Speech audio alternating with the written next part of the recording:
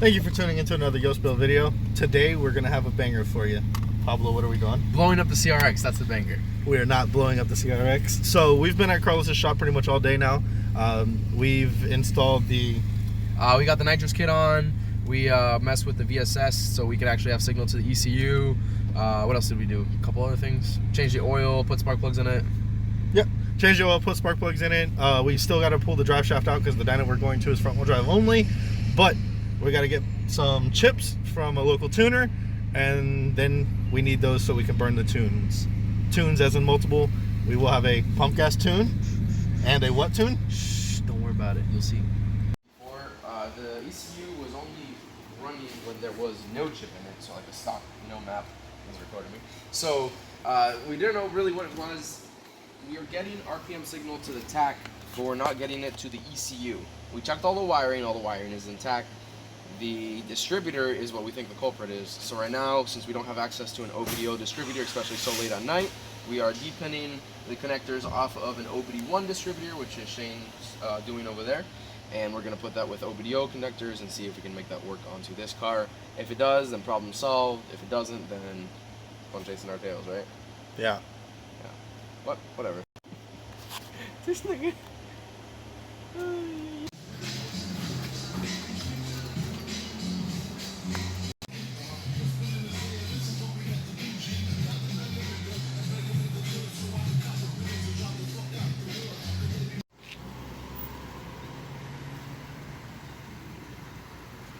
How much should I put in? That can will hold 5.5 gallons. What should I put in?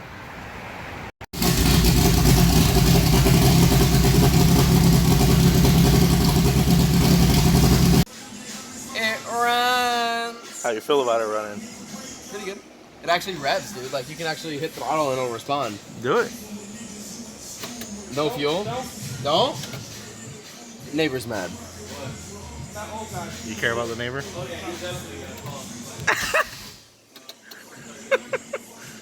They say no. I know. So as you guys can tell, it's much later now. I really haven't filmed much. We've basically rewired the Dizzy, disconnected the drive shaft, hooked up the nitrous kit, wired up the first and second stage. We had to replace the distributor because the wiring wasn't giving us a tach signal. We replaced it. The new coilover, or the new Dizzy we put in, the coil didn't work, so then we had to replace the coil. So now the car runs properly, which it hasn't properly ran, and gave us a tach signal ever since we put it together.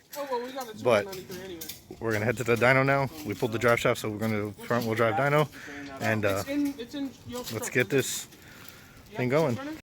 All right, guys, it's been a long day, so we're over here at Gringo Speed finally. Pablo and Shane are unloading the car. Carlos is pulling the RX-7 off the dyno over here.